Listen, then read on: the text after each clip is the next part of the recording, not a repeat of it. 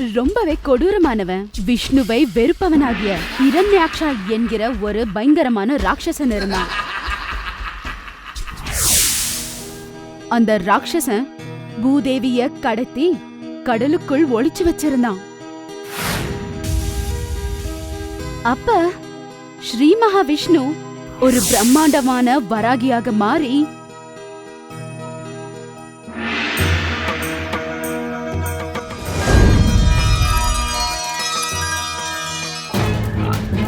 உடனே பூதேவிய காப்பாத்துறதுக்காக கடலுக்குள் குதிக்கிறாரு.